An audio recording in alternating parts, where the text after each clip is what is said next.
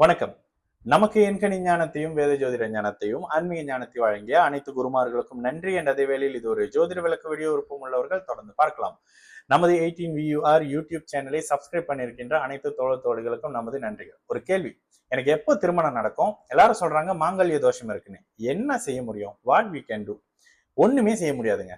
உங்களுடைய ஜாதகத்துல உங்களுக்கு எப்போ திருமணம், உங்களுக்கு எப்போ குழந்தை, எப்போ உங்களுக்கு நல்ல வாழ்க்கை அமையும், எப்போ உங்களுக்கு நல்ல வாழ்க்கை அமையாது. முதல்ல கொஞ்சம் சென்சிட்டிவான ஒரு விஷயம் பேச போறேன். மாங்கல்ய தோஷம், உங்களுக்கு ஏதாவது இந்த மாதிரி பிரச்சனை இருக்கு, இல்ல இதுல நீங்க நம்பிக்கை இருக்கிறவங்க, தோஷம் இருந்தா பிரச்சனை ஆகும் அப்படின்னு இருக்கிறவங்களா இருந்தாக்கா தயவு செஞ்சு இந்த வீடியோ இப்பயே நிறுத்திட்டு போயிருங்க. ஓகேங்களா? மாங்கல்ய தோஷம் அப்படின்னா என்ன சொல்றாங்க? ராசிக்கு லக்னத்துக்கு, ராசிக்கு 2ல, ராசிக்கு 7ல, ராசிக்கு 8ல, இந்த ராசிக்கு 8 மட்டும் என்னங்க சம்பந்தம் கேட்டா 8ல இருக்கிற பிளானட் 2ஆம் இடத்தை தொடர்பு கொள்ளும். இதை பல வருஷம் சொல்லிக்கிட்டு தான் இருக்கேன். சரி, இந்த மாதிரி ராசிக்கும் லக்னத்துக்கும் 2, 7, 8ஆம் இடத்துல இருக்கக்கூடிய கிரகங்கள் ஒருத்தருக்கு பாவ கிரகங்கள், சனி செவ்வாய் ராகுவாக இருக்கிற பட்சத்துல அவருக்கு 28 வயதுக்கு மேல தாங்க திருமண அமைப்பு கொடுக்குது. டிவோர்ஸ் ஆகி, குறிப்பா 10 பொருத்தம் பார்த்து டிவோர்ஸ் ஆனவங்க உங்க எல்லாத்துடைய ஜாதகத்திலையும் பாருங்க, ராசி லக்னத்துக்கு 2, 7, 8ஆம் அமைப்புகள்ல திருமணம் பண்ணிருப்பீங்க. திருமணம் வந்து ஏர்லியா பண்ணிருப்பீங்க. மிக முக்கியமாக ஜென்ம அஷ்டம சனியிலையும் 6, 8 தசாபுத்தி அமைப்புகள்ல மட்டும் தாங்க திருமணம் பண்ணிருப்பீங்க. இதனாலதான் டிவோர்ஸ் போயிருப்பீங்க. இதுக்கு யார் ஜாதகத்தையும் நான் தனித்தனியா பார்க்க வேண்டிய அவசியம் இல்லை. குறிப்பா 10 பொறுத்ததுக்கு அது தெரியாது. ஓகேங்களா? இந்த அமைப்புகள், இதுல அஷ்டம சனி மலேசியாவுக்கு வேற புது வார்த்தையா இப்பதான் அங்கங்க பேச ஆரம்பிக்கிறாங்க. இது ஒரு விஷயம். இந்த இடத்துல உங்களுடைய ஜாதகத்துல இந்த லக்னத்துக்கு 8ஆம் இடத்துல பாவ கிரகம் சனி இருக்கிறாரு, செவ்வாய் இருக்கிறாரு அப்படின்னும் பொழுது உங்களுக்கு இந்த குடும்ப வாழ்க்கை கொஞ்சம் அப்படி இப்படித்தாங்க இருக்கும். அதனாலதான் அந்த வீடியோ கொஞ்சம் சென்சிட்டிவா இருக்கும் அப்படின்னு சொல்றேன். இல்லங்க, நான் ஒரு சிம்ம லக்னம், நான் ஒரு கடக லக்னம், 8ஆம் இடத்துல இவர் இருக்கிறாரு, யாரு? சனி வந்துடுறாரு. சனி திசையில உங்களுடைய குடும்பம் அந்த சனிக்கு ஏத்த நிலையிலையும் லக்னம் லக்னாதிபதியின் பலம், ஒருவேளை லக்னத்துல குரு இருக்கிறாரு, லக்னாதிபதி தானே உச்சமாக இருக்கிறாரு, சிம்மத்துக்கும் கடகத்துக்கும் சொல்றேன். இந்த அமைப்புகள்ல உங்களுடைய பிரச்சனைகள் கட்டுக்குள்ள இருக்கும். ஆனாலும் சலசலப்பு குடும்ப வாழ்க்கையில எல்லாம் கணவர் தள்ளி அங்க வேலை செய்யறாங்க, இவர் இங்க 10 வருஷமா வேலை செய்யறாங்க, நான் மட்டும் பிள்ளைய வீட்டுல இருந்து பாக்குறேங்க. லக்னம் லக்னாதிபதி பலமா இருக்கிற பட்சத்துல கணவன் டிவோர்ஸ் வாங்கிட்டு போயிட்டாருங்க, நான் சிங்கிளாவே இருக்கிறேன். மனைவி டிவோர்ஸ் வாங்கிட்டு போயிட்டாருங்க, நான் வந்து தனித்து வாழக்கூடிய ஒரு தந்தையாக இருக்கிறேன். இப்படி போதுங்க என் வாழ்க்கை. லக்னம் லக்னாதிபதி கெட்டு போயிட்டாங்க. இவ்வளவுதான் விஷயம்.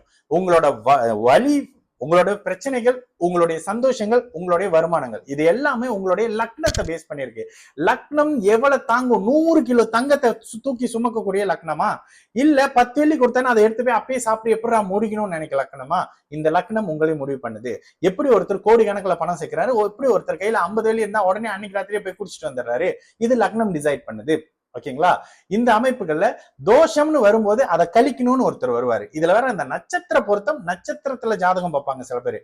அதுல பாக்குறவங்க தான் வந்து இந்த நட்சத்திரத்துக்கு அந்த நட்சத்திரம் தோஷம் வந்துருச்சு, இது வந்து முட்டக்கு ராசி, அது கடக்கு ராசி, இதெல்லாம் சொல்லுவாங்க. இதெல்லாம் தயவு செஞ்சு காதலே போட்டுக்காதீங்க. 2வது பரிகாரம், இப்ப கொஞ்ச நேரம் எனக்கு அது வந்து புது ட்ரெண்டா போச்சு. பரிகாரத்தை வந்து கமெண்ட்ல போட்டுட்டாக்கா அதை கேட்டு ஃபாலோ பண்ணுவாங்கன்னு. என்னன்னு தெரியல, திடீர்னு பிளாக் பண்ணவங்க எல்லாம் அன்பிளாக் பண்ணிட்டு வராங்க மலேசியால இருக்கிற ஜோசியருங்க. ஒரு சைட் வந்து பாத்தீங்கன்னா பரிகாரத்தை கொண்டு வந்து கமெண்ட்ல போடுறீங்க. ரொம்ப சிம்பிள்ங்க. பரிகாரம் செஞ்சு ஒருத்தர் உயிரை நான் காப்பாத்திட்டேன், இந்த பரிகாரம் தாங்க செஞ்சேன் அப்படின்னு ஜாதகத்தை கொடுத்தோன்னே, இதை பாருங்க ஆயுள் நல்லா இருக்கு, லக்னம் நல்லா இருக்கு, அந்த நேரத்துல உங்களுக்கு அஷ்டம சனிங்கன்னு முடிச்சிருவேன்.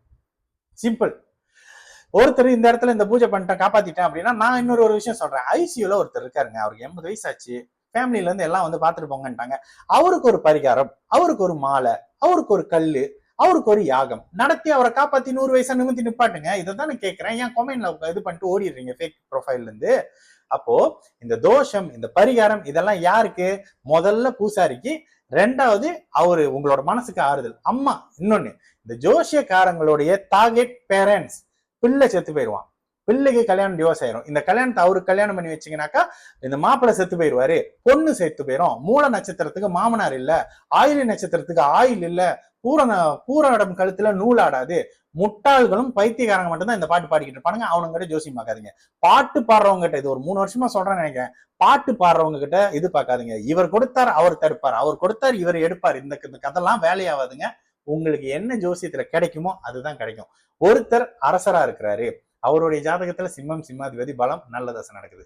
ஒருத்தர் சாதாரண ஒரு வேலை செய்யறாரு, மாச சம்பளம் கிடைச்சா தான் சரியா இருக்கும், அது கூட பிற்பகுதி மாசத்துல கொஞ்சம் அப்படியே ரோலிங் கடனை வாங்கி ஓட்டணும், அது அவரோட ஜாதகம். எந்த கல்லு போட்டாலும் எந்த முள்ளு போட்டாலும் எது போட்டாலும் இப்படிதான் இருக்க போகுது. சரிங்களா? அப்போ ஒட்டு மொத்தமா உங்களுக்கு கொடுக்கப்பட்ட விஷயம். அதுல ராசி லக்னத்துக்கு 2, 7, 8ஆம் அமைப்போடு இருக்கக்கூடிய சனி செவ்வாய் ராகு ஒருத்தருக்கு தாமதத்தையும், உங்களுடைய 6, 8ஆம் அதிபதிகள்னு வரும்பொழுது குடும்ப வாழ்க்கையில பிரச்சனைகளையும் கண்டிப்பா கொடுத்தே தீருவாங்க.